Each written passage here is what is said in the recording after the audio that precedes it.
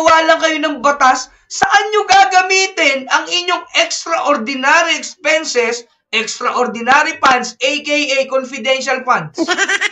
Dapat nga tayo yung merong kapangyarihan, tayo yung may yagballs.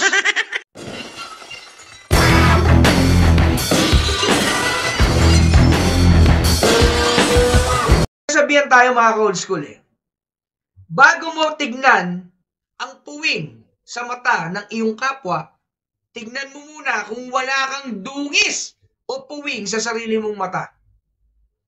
Bago ka maglinis ng ibang bakuran, make sure ang bakuran mo walang bahid kalat. Pero nakakatuwa mga ka-old school, simple lang. Tignan nyo to. 2023 confidential funds. Ang three-headed snake, si Idol Rapi Tulfo, si Hontivirus, nag-ingay sila. Pati ang buong Makabayan Block. Pati yung mga hindi na kongresista. Sa 150 million confidential funds na hinihingi ng DepEd Secretary para pangalagaan ang ating mga anak, apo, kamag-anak, pamangkin, o whatever pa yan. Sobrang ingay. Ang purpose, ayun nga, protect 22 million DepEd students who are all minors against sexual predators para pangalagaan yung mga kabataan natin na silang magiging leader sa susunod na henerasyon. Napakaingay ng Kongreso. May iilan sa Senado. At ang mainstream media, gigil na gigil. Talagang todo-todo talaga yung pagkaka-highlight nila sa confidential funds na hinihingi ng ating pangalawang Pangulo. Anak na patuwa sa manok, pangalawa sa pinakamataas? Kini-question nyo? Samantalang ito. 1.6 billion pesos sa House of Representative Crocodile Crocs Buhaya. Anong purpose? Not clear kung saan nila gagamitin ang confidential funds. Ay, hindi pa confidential funds tawag nila dyan. Extraordinary expenses or extraordinary funds na hindi nila kailangan magbigay ng kung ano-ano mang resibo sa COA. Ang kailangan lang nilang ibigay, certification. Anak ng patuka sa manok. Ay, nako. Tingnan niya, pansinin niyo mga ka-old school. Sa 150 million na hindi pa nakukuha ng Vice Presidente, nagngangangaw yung maiingay sa Kongreso. Pati sa Senado, may nakikisaw-saw. 150 million to protect 22 million na estudyante sa pangaharas, sa mga DOM, sa pagre-recruit, yung alam naman natin, nasa to the left, di ba? Samantalang, ang kinabibilangan nila na merong 1.6 billion, tahimik ang three-headed snake. Why is that? Kabayong bunda. Yung confidential funds, tsaka yung binigay ni Pangulong Bongbong Marcos na contingent funds, yung tinransfer niya na 125 million sa Office of the Vice President, merong resibo yan.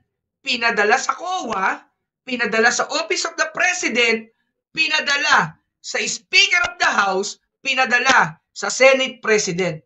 Ang COA pwede nilang sabihin na, oo, mayroon tong aberya, mayroon tong pangungurakot. Pero walang nilabas ang COA. Kasi well-documented.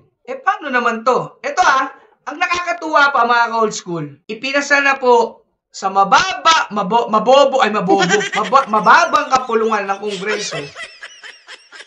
Nare-realign na po nila ang confidential funds ng Office of the Vice President, DepEd Secretary, DICT, Department of Agriculture, nakalimutan ko lang yung isa Limang departamento na humihingi ng confidential funds, tinanggal po nila at nirealign sa iba. Nagtagumpay ang 3 headed snake at isang maingay sa Senado. Kasi alam nila na pag hindi nalipat to at nagkaroon ng VP Presidente o Vice President o ang DepEd Secretary ng Confidential at Intelligence Fund, tumbok niya sa kanila eh. Pero ang naagulat lang, bakit naging sunod-sunuran ang ating mababang kapulungan dito sa 3 ito? Bakit? Ano meron sa kanila? Tapos ngayon po, mawalang galang na. Ayan sinasabi ko na eh. Senate President Mig Zubiri, Sir, ngayon ang gusto nyo rin pong gawin, pag-aralan kung tatanggalin ang confidential funds. Why is that? Dapat nga tayo yung merong kapangyarihan, tayo yung may yagballs. Para tugisin natin etong mga nagpapagulo at nagpapahirap sa ating bayan. Pero Diyos ko, mabaging langit, kung mapagsalita kayo sa Vice Presidente na hindi, sige, lipat nyo. Putang inis, mabaging langit.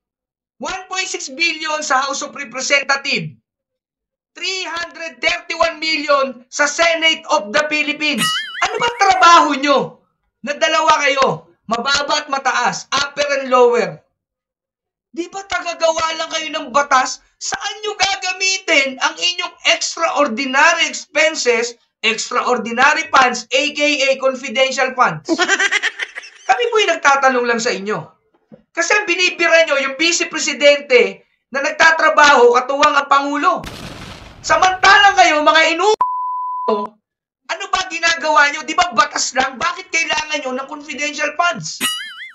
Ang katwiran nyo, kaya ililipat, ibigay doon sa mga ahensya na talagang merong kakayahan, may expertise sa pagtugis ng mga ganyan, yung mga intelligence at confidential. Doon nyo inilipat. Bakit kayo meron? Ang masakit pa, sa confidential funds, marami kang dapat i-fill up, marami kang dapat ipasa sa COA, sa Presidente, sa Speaker of the House, sa Senate President.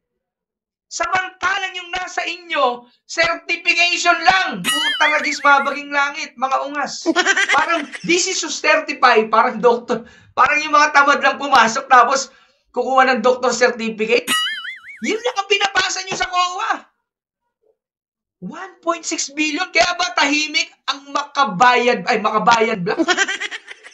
Napapakinabangan nyo rin ba itong 1.6 billion? O kaya tayo tahimik at nagiging sunod-sunuran tayo kasi lahat nakinabang? Kaya walang pumapalag. Pasintabi na, ito naman ay mga tambay na opinion lang at kuro-kuro. Kasi kung mag-iisip tayo, mas malaki ang 1.6 billion kaysa 150 million na hinihingi ng DepEd Secretary. Ang linaw-linaw, oh. To protect 22 million DepEd students who are all minors, kasi lahat yan, ang pagre-recruit nag-uumpisa pag high school, against sexual predators and NPA recruitment.